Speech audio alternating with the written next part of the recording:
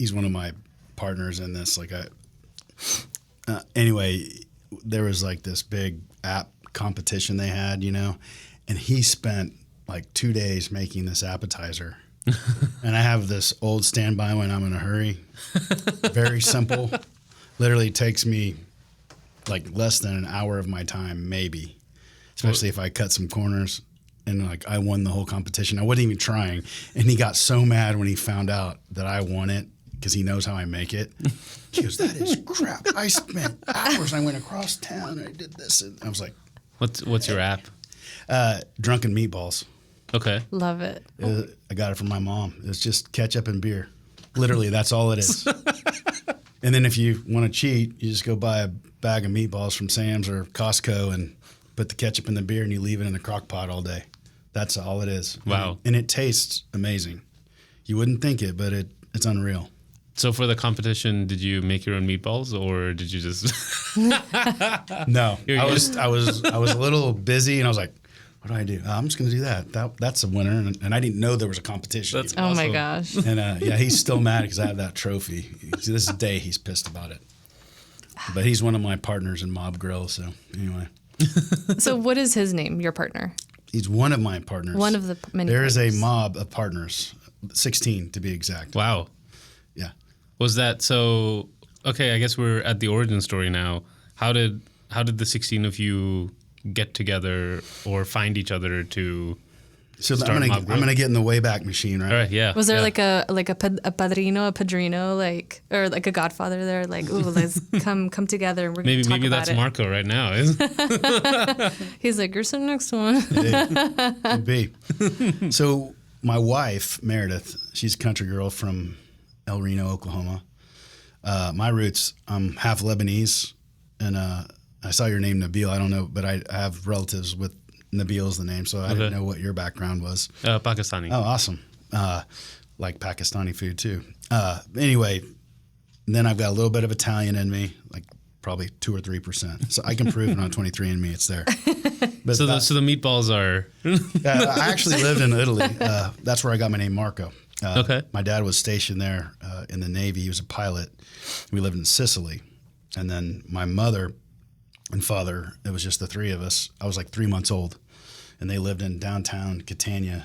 And there was these 2 little ladies that kind of adopted me as their grandson. And they called my dad, I'm really Mark the second, right?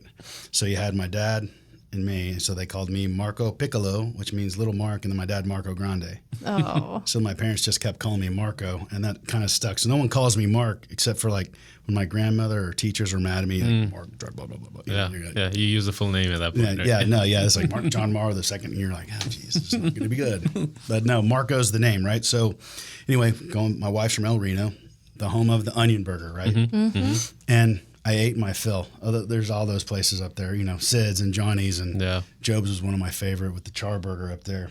And I was like, this is good. But just like your background, you probably like lots of spices and flavors, right? Same with me. And it was like literally all they do is cut thin onions and mash it into the meat and the bun. And it's unbelievable. It's so right? simple, but it's so good. It's so good. But I'm like, I think I can kick it up a notch, right? Kind of like the old Emerald. I can put a little Bam in it or whatever. And I kind of messed around with the marinade, and I marinated the onions and just played with it. And then my uncle was Big Ed of Big Ed's Hamburgers, Big Ed Thomas. Oh my gosh, they're a staple. I mean, I've heard it. I haven't lived in Oklahoma that long. It's been 12 years, but I know that they've been around for decades. Yeah, no? And he used to have a bunch of them, and then that's a whole nother story in itself. But one of the things, his tricks he did was he put mustard on his buns instead of butter, and he cooked it into the buns. So what I did was I came up with the marinade. Then I did, and kind of tribute to him, was put mustard on the buns instead of butter, because mustard goes great with an onion burger, right? Oh, yeah. And then literally did the rest like they do it, and that's kind of, it started. And I did it like on a flat grill in my backyard, and I just played with it. And then I talked my friends, Kit and all these other guys, when we go to camp with our daughters at Camp Classen for the, 2 camp outs a year. And I begged them, I was like, you guys need to let me do one night. Let me do the dinner. Oh, yeah. Because you guys have this little Weber grill that's like, a foot wide, and you're trying to feed 30 people, I can literally feed all of us in a fraction of the time it's taking you guys to cook some stuff on this little Weber grill, because I got a 36-inch flat top. Mm-hmm. They're like, no, you don't know what you're doing, and they just rolling with your Blackstone. They ignored me. It's actually it was before the Blackstone came out. Okay, this is like a true cast iron flat top. I mean, it weighs like 50, 60 pounds. Oh my just gosh. getting that thing on top of that grill.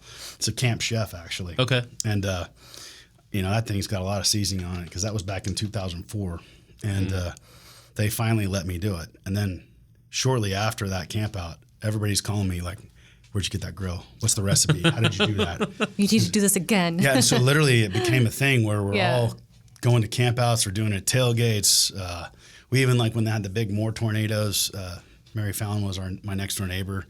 At the time, she was the governor, and I just said, hey, can you get us to Mission Control? We want to make burgers for all the first responders and all the people that lost their houses. So we had, by that time, I had 13 of my buddies, and everybody had a grill like mine, and we made like 3,000 burgers that day. Oh my gosh. Wow. And that's amazing. And every time we're doing that, people are like, where's the restaurant at? Where are these burgers at? Yeah, they want to come find you. At tailgate in Stillwater at Oklahoma State, and then we would just give them away, because I don't know. You're sharing food, making people happy. Right, that's the tailgate, right? Yeah. Yeah, and we're just having fun. And every time you need to open a restaurant. You need to open a restaurant. I'm like, no, I don't want to do that. And all my buddies, come on, we can do it. And then I was on a cruise on a little, spring break with the kids, and my CFO, David Harden's on the trip with us, and we might have had a few cocktails. I can't confirm or deny that. Allegedly. And the next thing you know, I kind of had a weak moment. I was like, why don't we do a food truck?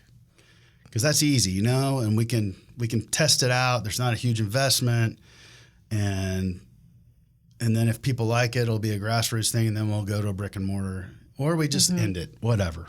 Worst case scenario, we'll have a truck and we could take it to our fun stuff and we all cook on it and use it, right? Well, that got out of hand really quick. And next thing you know, I had a list of all these guys that were my buddies. They're like, I want to be in this. I want to do this. I'm like, you guys are asking me to do this, but I have a full-time job already. Oh, man. And then I'm going to do this, and then it could suck. So you're going to just give me your money, and we're just going to all waste our money, possibly. And they're like, no, we invest in you because we believe in you. And I'm like, I've been drinking. This is a bad idea. But anyway, allegedly drinking. Yes. Good catch. Yeah. So it was born like this. So we started as the food truck, and we made it. You saw it. It was huge. We did it too big. We didn't know. We're like, let's just go big. We don't know. We'll just, we didn't know anything. And it was right at the beginning of the food truck craze where it just blew up. And we just happened to be on the front end of that. And the mob part, like, where does Mob Grill come from, right? And that was an interesting story. We had my cousin Vander McLean is he's a artist and marketing genius, just this graphics design genius. Like, long story short, like, even Steve Jobs hired him to come do Apple Online Store back in the day. And he's from Stillwater, Oklahoma. Wow. Brilliant guy. So he was the first call, and I was like, I want to start this food truck. And I said I had an epiphany. Like, everybody said they wanted my name in the brand. And I'm like, well, no one wants to buy a burger from a guy named Marco. Like, they're thinking burritos or pizza, right? And Marco's Pizza. Right? I know. I was thinking, like, yeah. But who's thinking burger? Nobody's thinking burger. I was like, let's not. But they're, no, you need your name in it. And that's where I came up with the acronym MOB, Marco's Onion Burgers. And but the mafia theme really fits in with my culture and my upbringing, with living in Italy, being Lebanese, and all that. We have this very close-knit families and friends, and that's just kind of the way it is, right? That's kind of how it started, too, with your group of guys. It's a mob of buddies. And the goal is like, yeah. hopefully if we make these, there's a mob of people that come and eat with us. I mean, the mob theme kind of just took a life of its own. So I met with Vander, and he he's going to kill me.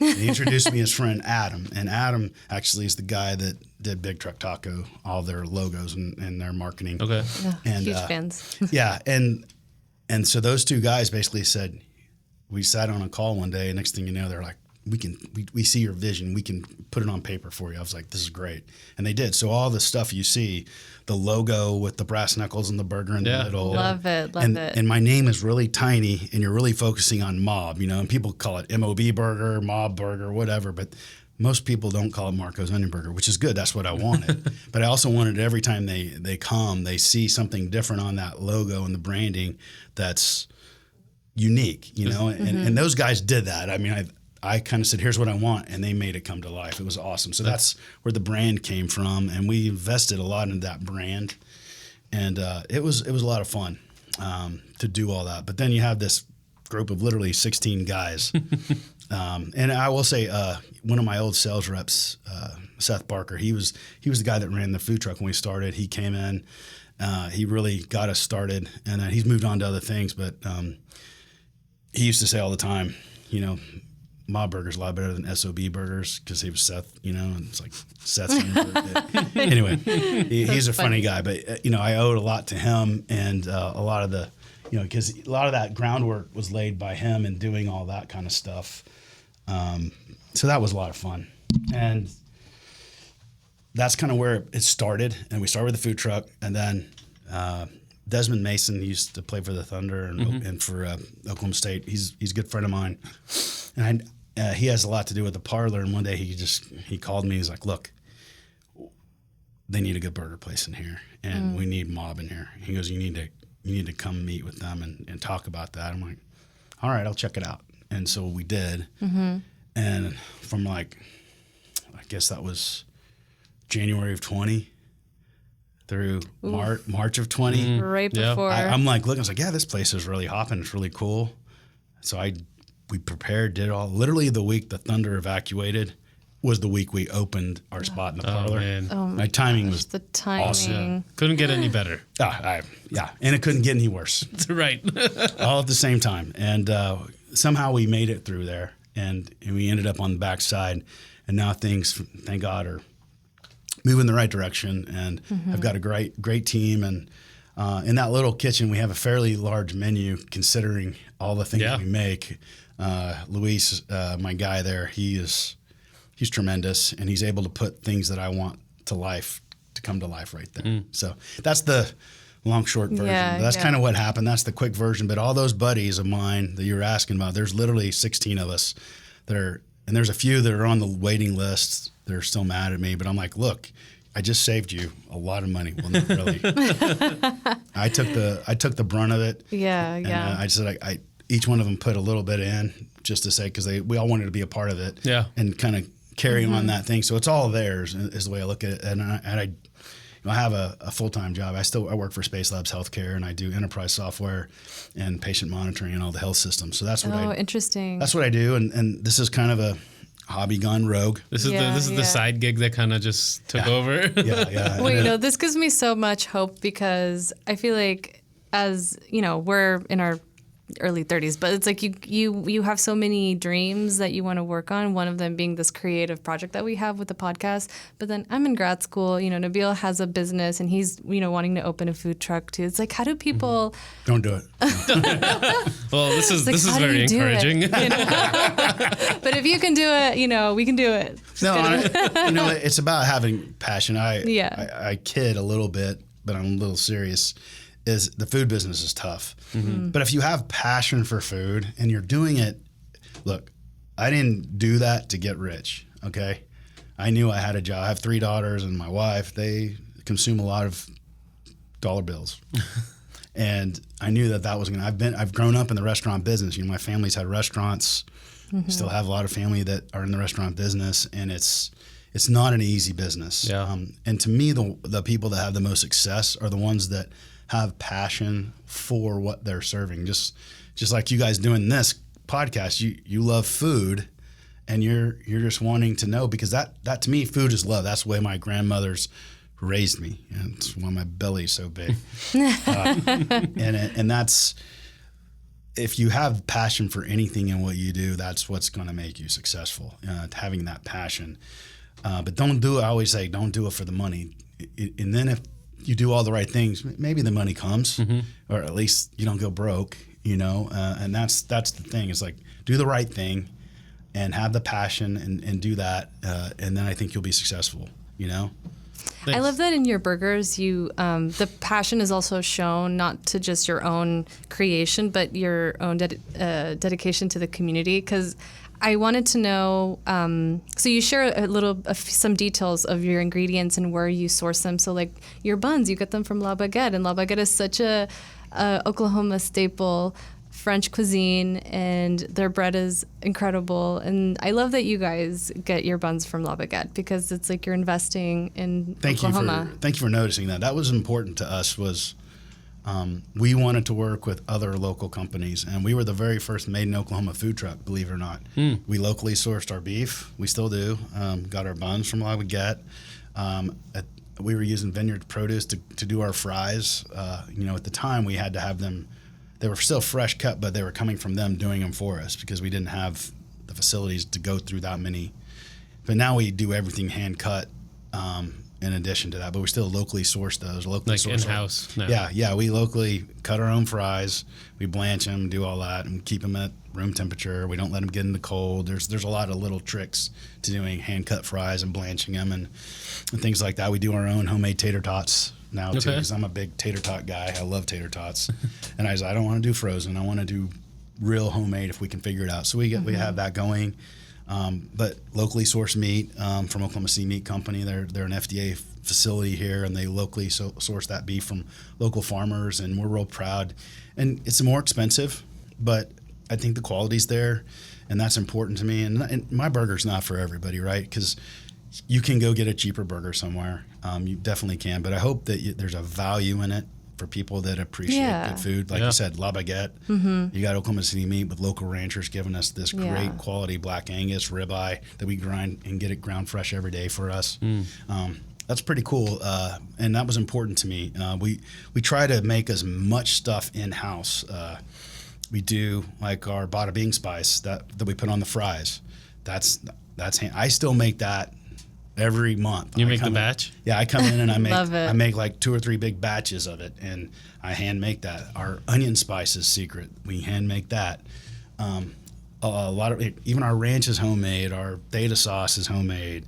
As much stuff as we can do in that little kitchen. It's not very big, but our guys do so much in there. It's crazy when you're watching them doing that prep and downtime. That place is just flying. And we were talking, the kitchen's not bigger than this little room we're in. Yeah, at Parlor, right? It is not a big kitchen. It was 100 square feet or something. I mean, it's not big. And you're sitting here having refrigeration and grills and trying to do all this prep. They really do an amazing job. And I want to say it's smaller than the food truck kitchen, truly. Really? Yeah, because that was a big food. That was a 26-foot. That was a big food truck. 26 still foot, is. Is the food truck still active? No. In April of 21, it had a little kitchen fire, and at that time, kind of felt we moved in a different direction. Seth wanted to move into a different stage of his life, and he moved on. And at that time, the parlor was really kicking off, and I was like, let's just focus on the parlor. And I'm not saying a food truck won't come back at some point, or if someone's interested in doing a franchise of that on the food truck, I'd definitely consider that. I get calls. My brother lives in Wichita. He's a radiologist. Him and all of his buddies, they have one of those grills, and they're making the burgers. And like, maybe we should franchise Mob Grill up here. And I was like, well, I'll consider it. Let's talk. When you're serious, come talk to me. Right. Everybody, once again, there may or may not be alcohol involved when they're having these discussions. I was going to say you have to wait for a cruise. Yes, exactly. On the next cruise, things will get serious. Well, thank you for noticing that, though, because that's important. No, and that's what we always try to talk about that as much as we can, because that's the only way that folks will be inspired to open restaurants and keep the restaurants open if consumers are literate and know about like the importance of ingredients and why it's important to maybe spend a little bit more on a product that is a quality product, because you guys are trying to invest in your community by sourcing from local ranchers, from sourcing from local businesses like La Baguette. And so that's what we try to kind of investigate and like tell us like where you get your stuff. Like don't tell us your secret ingredients. Or do. or do if you want to. But we want to know. We're gonna have to sign the omerta there. Oh my gosh.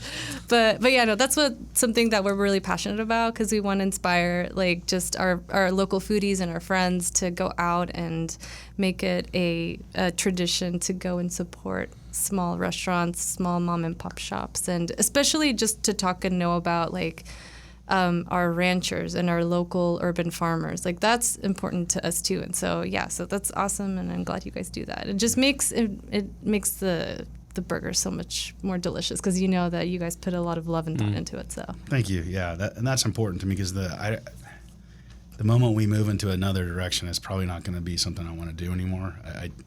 Quality is important. I don't like to skimp. I mean, I've had vendors come in and try to sell me on their meat. We can do this and can save you money. And I'm like, yeah, but is the quality there? Right. I'm not going to save a penny or 10 cents a pound or whatever it is just because it's cheaper. I use I like the relationship, number one. The product is high end, never have gristle in it. I've had a lot of those burgers, and I've never got any gristle in my burger. And that's important to me. You want it ground fine. You want good quality, And I'm not saying we never mess up. There's times that my guys will mess up an order or do something. It happens. But that's why we have 100% guarantee. It's like, look, if you're not liking what you're eating, come back. Let me remake it, try something else, or I'll give you your money back. Yeah.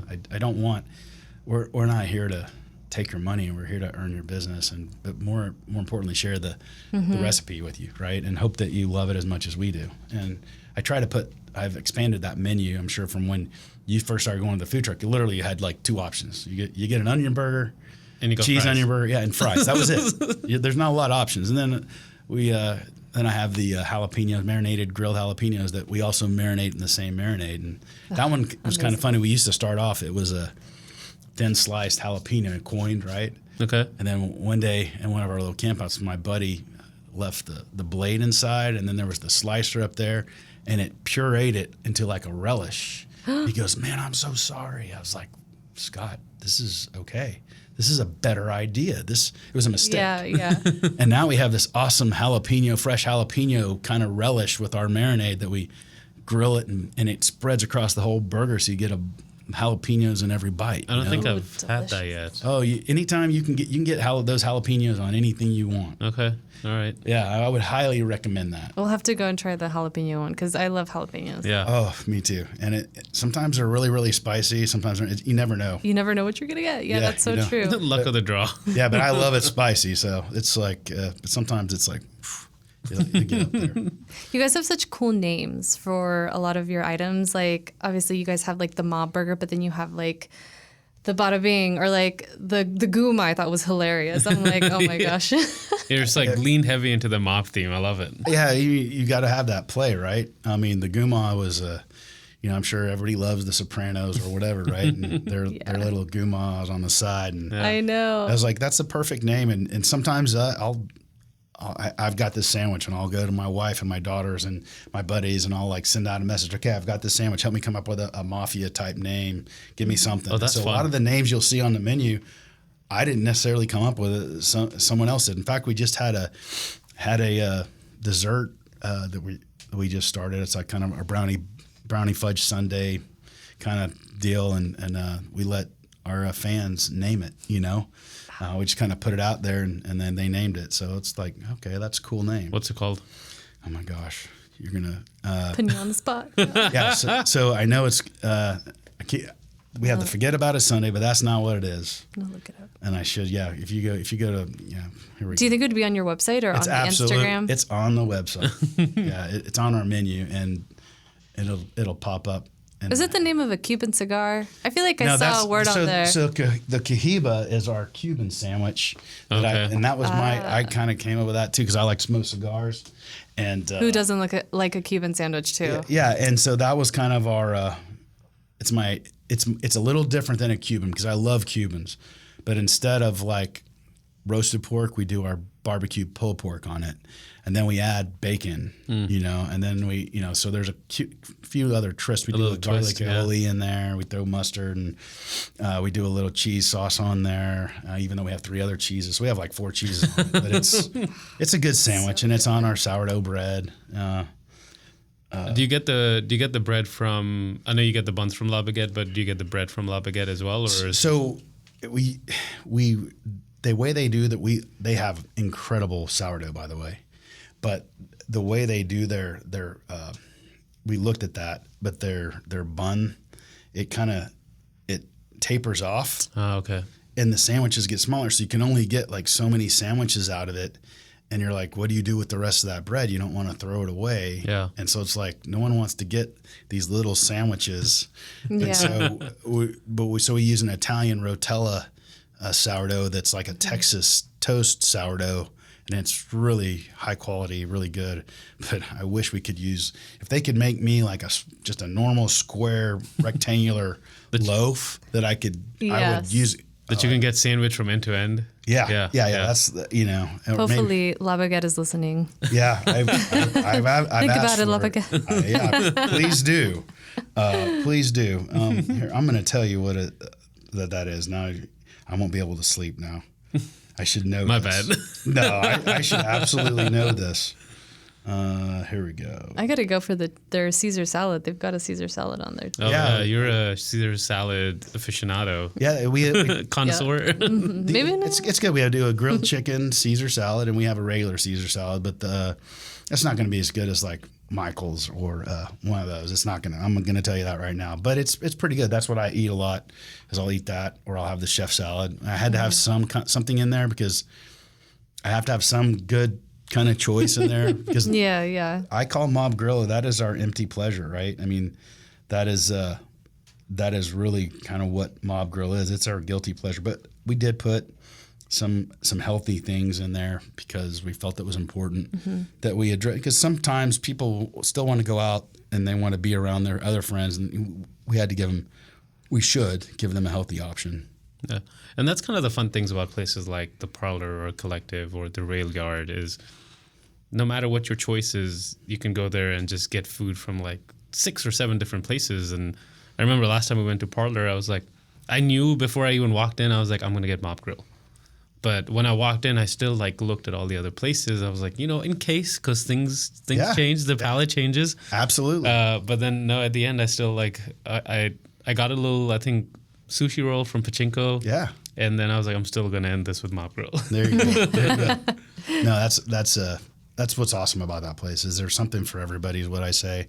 Because it's so hard. Like you'll go with a group and you cannot decide. Everybody's like, no, I don't want that. I don't want that. Well, okay, you don't have to choose. Right. Everybody gets. I feel like you get a choice. You get a choice. You get a choice. So you got choices. It's the Oprah of food places. Yeah, it's a fun place. I like the vibe. It's really hip. The Shakedown Sunday. The Shakedown Sunday. Yeah, that's shake. So, That's a good name for it. And we do use La Baguette brownies Okay. on that Sunday, and we do use La Baguette cheesecake on our sweet gourmand dessert. Amazing. We also have one that's coming.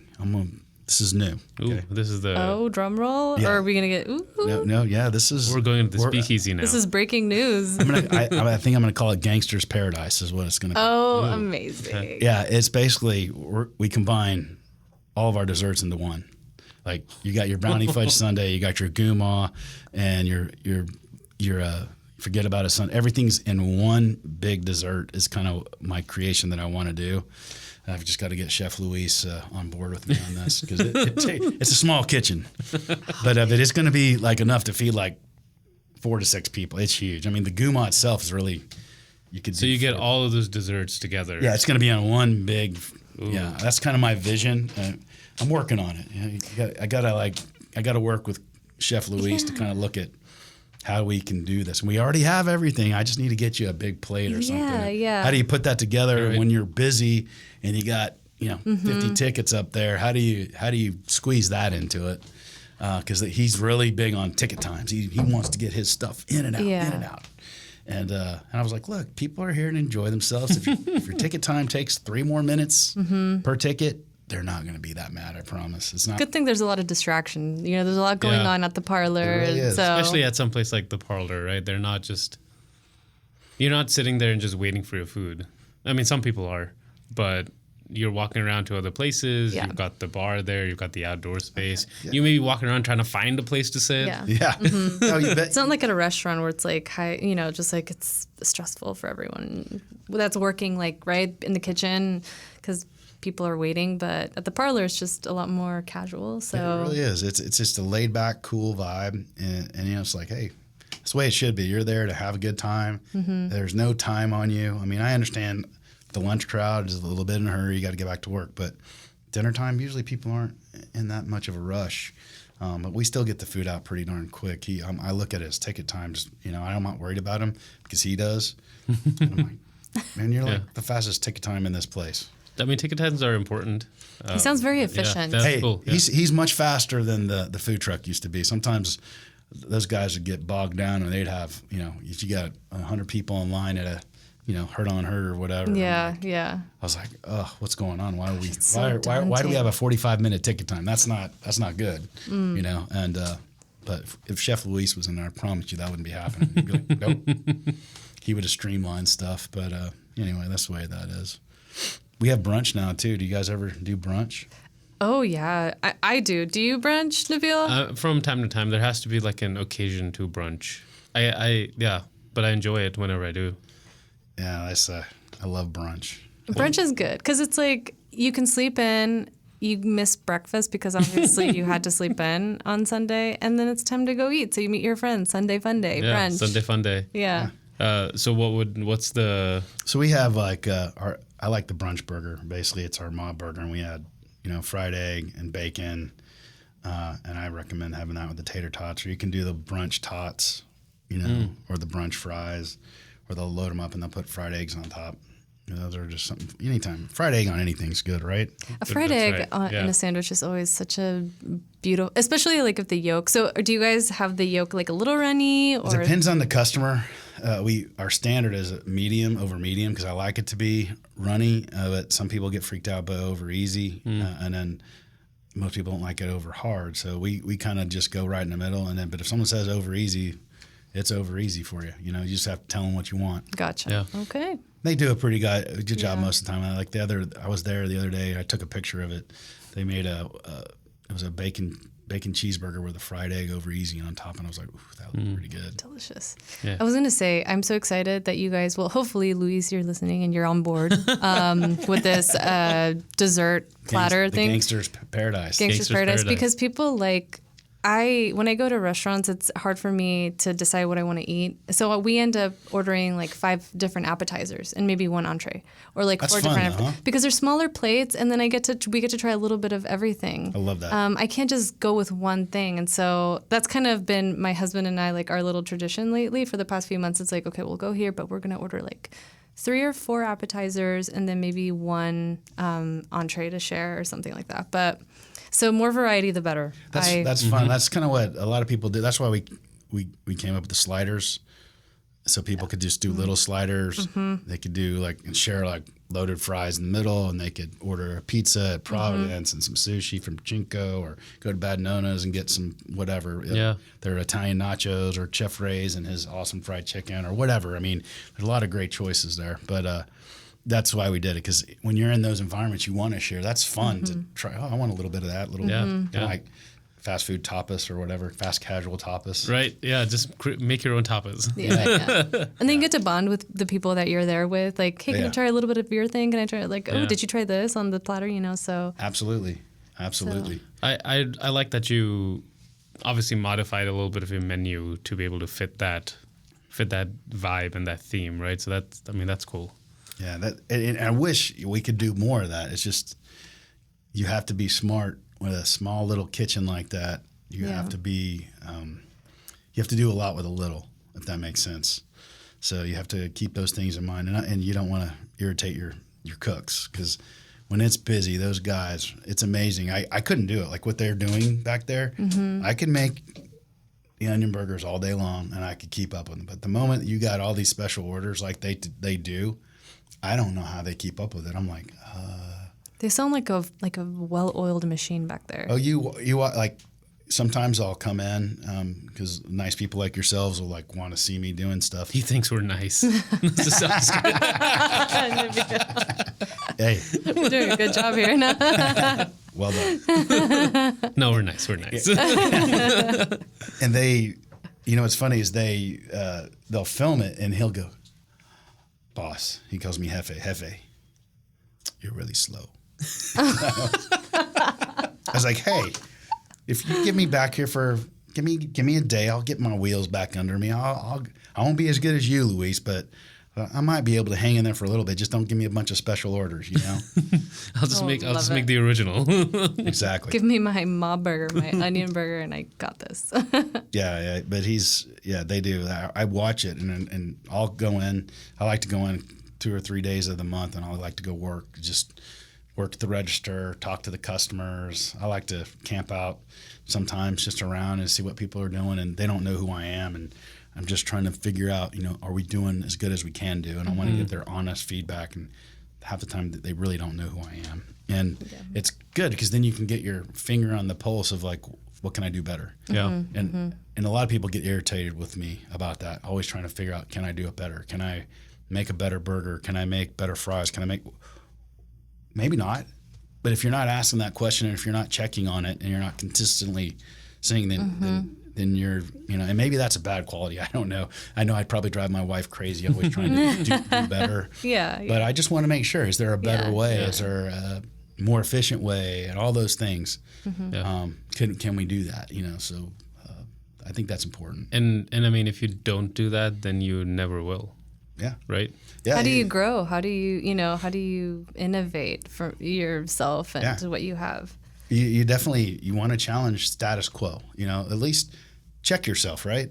Check yourself and make sure you're doing the best you can do. And, and if you are, great. If you're giving, perfect effort and you're truly evaluating yourself and, is there, when we first came out, the guys, what we found is we used about a 1/4 pound, and we did little smaller burgers, and we did things different. We used to wrap it up in wax paper. Remember on the truck, like you get, and that's kind of what our deal was. Is like people love that, because you open it up and it's all gooed and melted together. All the food marinates together, and it's so good and gooey. But then we got to the parlor, and it was like everybody wants to take pictures of their food, and we changed it. We kind of said, okay, maybe we need to change it on the truck and the parlor, and let's do an open basket, and we're not going to wrap them anymore because people want to see it. So we changed it. Do I like it like that? Probably not. I was like, how do you feel? And now it's a 1/3 pound burger. It's not a 1/4 pound burger because people want bigger. And but the original was this small, smashed out 1/4 pounder. And we didn't, when we first started, we weren't using La Baguette, but that's something I wanted to find a locally sourced bun. I just couldn't find it, and I finally found them. And I was so impressed because some of those locally baked buns, they look beautiful, but they don't taste it, or they're kind of tough. The one that La Baguette gets is like so just money. Perfect. It's awesome. It literally, it does exactly what I want. I want it to just be soft and moist and literally melt in your mouth when you eat it. And still hold everything together. And not fall apart. Yeah. And they do an incredible job. It's like I have this vision in my mind of what I wanted, and they fit that bill. So yeah. And I mean, kind of growing to that level of being able to source from somewhere, because you obviously need to hit a minimum, right? You can't be like, hey, I just want 20 buns for tomorrow. And yeah. You're right. Everybody's got to help each other, and you've got to know what you can and can't take and what you can't. And that's what's hard about those food trucks is if you didn't have a commissary, and you're just going and picking up stuff fresh every day, your quantities of what you can do daily are limited. Now, we had a commissary for the truck because our volumes, we were so busy, and we needed a commissary where we could do food prep and hold a bunch of stuff there where we could do stuff in advance. So that was a must. But a lot of these food trucks, they don't have that ability. They're literally doing it on the fly, picking it up daily, which is on the truck. Yeah, on the truck, which is very hard to do. And when you see those people in the good trucks, there's some pretty darn good ones out there, and they do an unbelievable job. And it's hard work. I mean, it's harder, in my opinion, to run a food truck than it is to run a brick and mortar. And I think because you're dealing with the weather elements in Oklahoma. I mean, if we lived in San Diego, okay, no big deal. It's a piece of cake, right? Yes. But we live in Oklahoma. I mean, the weather changes daily, hourly. Yeah. And you just you're at Mother Nature's whim. Yeah. Mercy. You're at the mercy of Mother Nature, and that's hard. At least when you have a brick and mortar, it's more stable, and it's a little easier to deal with. But I loved the food truck because it was our grassroots effort to get our name out, and that part worked. Even though me and my CFO David Harden, he still thinks I did it backwards. But it's like, well, okay, he's my consigliere, but I'm the boss. So Right. this is the way we did it. Yeah. Exactly. Well, I mean, on a food truck, it's a little less, I guess, daunting, the idea. Otherwise, if you have an idea that you're really excited about, you want to open a brick and mortar. I feel like I keep hearing about this. I don't know if it's true or not, but I feel like it takes like a lot of money to open a brick and mortar. And so, Ben, what if It does. It takes a lot of money, but that's what's cool about the parlor or the collective or places like that, the rail yard. The cost of entry there is really small, like a food truck, which is why it was easy for me to say yes to that. It wasn't easy. It took about 3 months, but Relatively easy. Yeah, relatively. But I still have people wanting me to open a food truck. standalone okay. brick and mortar also. But I love the parlor so much because of what it is. But for those, like even for yourself, if you want to do a truck, I mean, maybe consider an opening in one of those places. If they have an opening, look and see if that would be, because all the equipment's in there. Right. You're paying them rent, which would be the same as you paying for a fee of a food truck, buying the truck or whatever. You could sink that money into that, and you're leasing it technically. Right. And then if you don't like it, you walk away. Yeah. You walk away from it. Whereas you buy the food truck, you own the food truck, and what are you going to do with it? You're going to sell it for pennies on the dollar, right? And then you have to house it. You got to find a place to store it. Mm-hmm. Some neighborhoods frown on you keeping a food truck in your driveway. Yep. Yeah, it's something you don't think about, huh? Yeah, I mean, there's a lot of things like that people don't think about. All the licenses, and then every single town that you want to go do business, they have special rules, and you have to have a license in that city and this town and this county, and it's like everybody has different rules, and all of a sudden you've got permits and licenses for this and insurance for that. It's like you're like, oh my goodness. At least when you're in one place like the parlor, you're dealing with that. Yeah. And that's it, one thing. So it makes it a little easier. I like to talk with my hands when I keep hitting. That's okay. That's Any right. boing is just like us talking with our hands. Yeah, that's right. They weren't beating me with their I never really thought about how important and supportive these places like Parlor are. What do we call them? Like, what's their category? Food halls? Food halls. Yeah. Do we only have 3 food halls in the city? Pretty much like the collective, Parlor, and then Rail Yard, maybe? I think those are it right now, right? There's one in Tulsa, Mother Road Market. Yeah. And I can't think of any others. I'm sure there's going to be more. Yeah, you would think there would be, because it's a cool concept, because it's it helps local people like us, and you have this concept you want to do. That's an easy place to cut your teeth.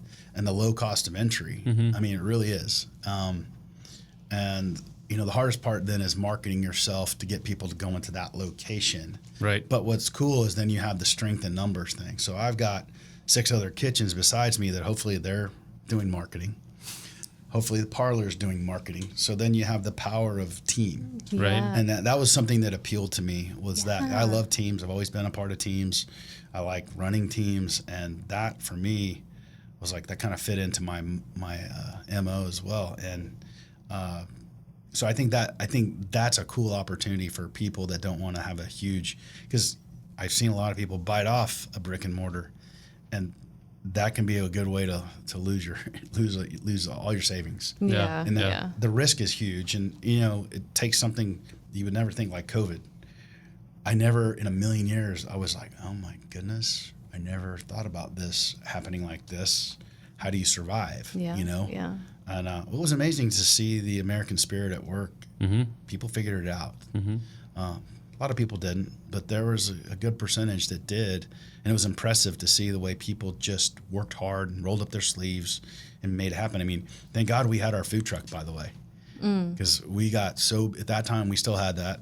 And we were busy 7 days a week in the neighborhoods, because people, a week of their own cooking, and they were ready to get out. Yeah. I'm not kidding. We're not used to this. Yeah, they're like, we'll do anything. We want out of here. And so getting cabin fever. They just want to go somewhere. They love down the the food road. trucks. Yeah. I actually came up, I researched, and I found this guy that had this app that allowed me to do like to-go orders on the food truck, and it would text people when their order's ready. They could pre-order. They could do And that made it great for COVID. So they didn't have to wait in a line. Yeah. They literally got texted, come up the window, I'm number 45, and they grab it and they go.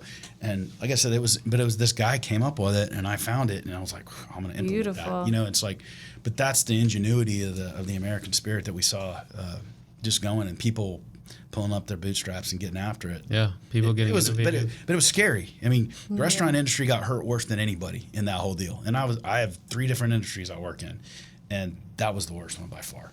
You know.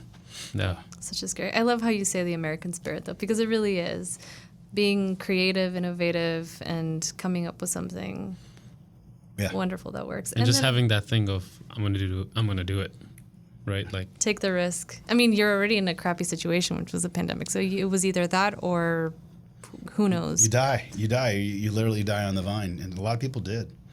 You know, their businesses failed. We saw a lot of that.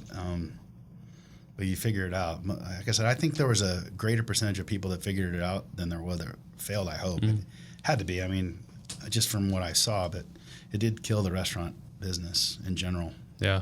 Do you feel like it's getting back to where it used to be, or even surpassing that?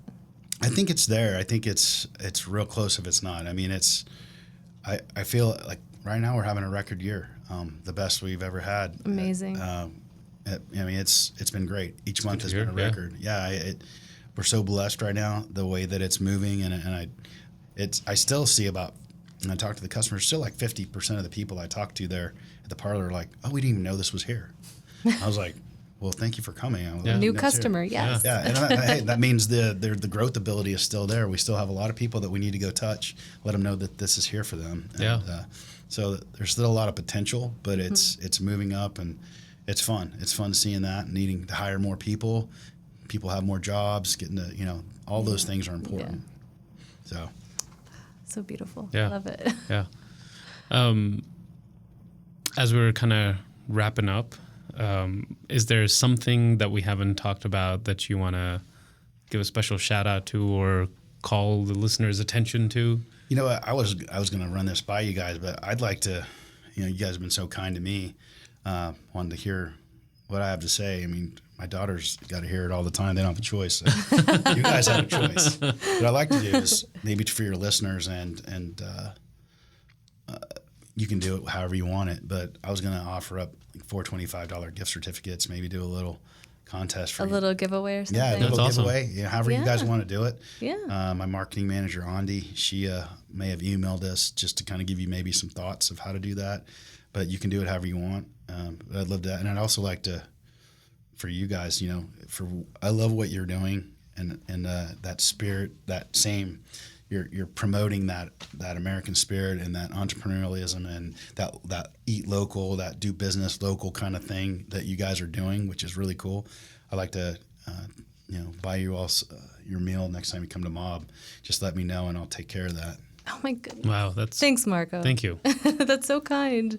No, this is like we just want to, you know, celebrate people that are home cooks or chefs or even people that work in the service industry. Like I know we've talked about like having people that are like line chefs or sous chefs or even people that are servers, just to kind of get a little bit of that sneak peek of like what's it like to work behind a kitchen or at a food truck or something like that. So yeah, we really appreciate that. Yeah, anytime you guys want to come in and get some footage, let me know. If you want to come cook for a little bit in there with Chef Luis and get your get a little taste, a little taste of the heat in the kitchen there, buddy. Yeah, get a draft. You know what? I might take you up on that. Let me know. Yeah, it'll be fun. I mean, that was something fun we did like during COVID. Is we did like a cooking class. Oh, that's cool. Where people got to come in and I showed them some of the things we did. Like, here's how we make a hand-cut fry and what goes into it. And they had no clue all the steps that it took to take a fresh potato and get it to taste like that. Yeah. They didn't realize all the steps. It's just example. Like you would think you cut the potato, you fry it, and you're done. Yeah. It seems easy, right? Yeah. But no, there's a little more to it if you want it to be crispy on the outside, fluffy on the inside. Yeah. It's a little more involved in that. And anyway, it's just a couple more steps. It's just a few. But what's great is when the majority of the people, they really understand that, and they're like, wow, this is awesome. Yeah. They may not know how it got there, but they see that there is a difference between that and no offense to any buddy McDonald's frozen French fries, for example. You know, Yeah.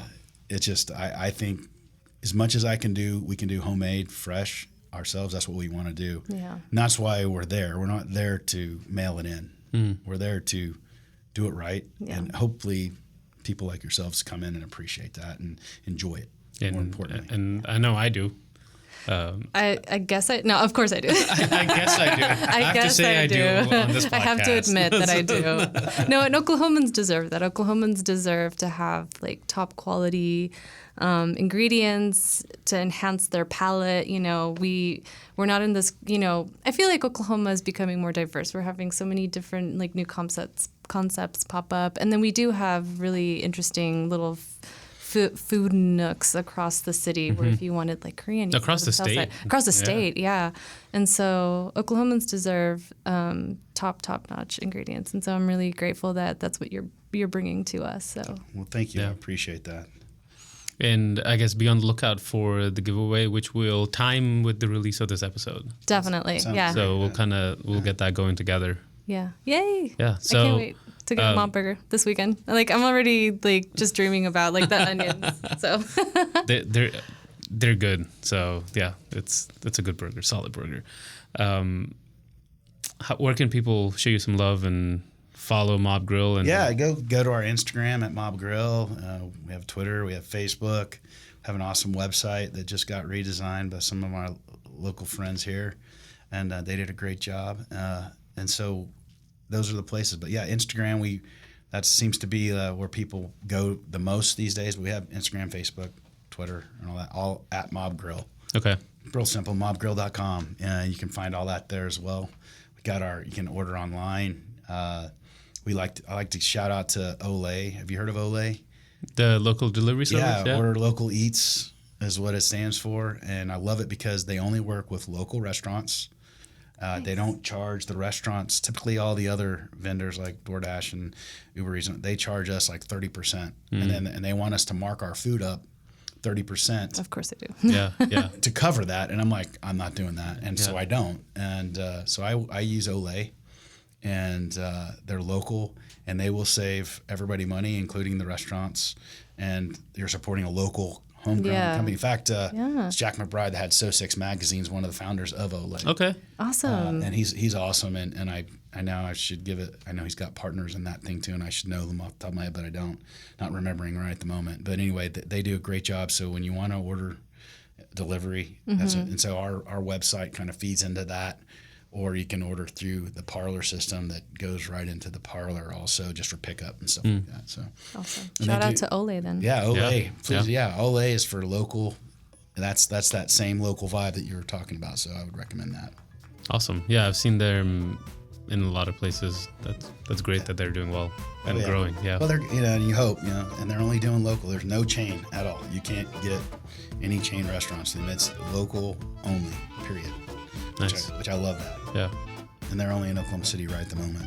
But I know they want to keep expanding once they kind of get their feet under them. Right. Of course. And I think all places could use something like this, right? Absolutely. Yeah. Absolutely.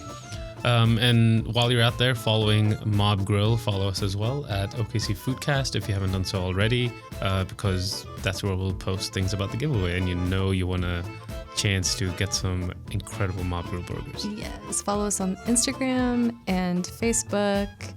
And just reach out to us through there. Let us know who you want us to go visit or interview next, where you guys want us to go eat, to talk about these places, and we'll keep you posted. Yeah, we're tired of doing our own research. I'm just kidding. Do our job for us. And if you haven't done so, hit that subscribe button so you know when the next episode is out. And until next time, eat well and be happy.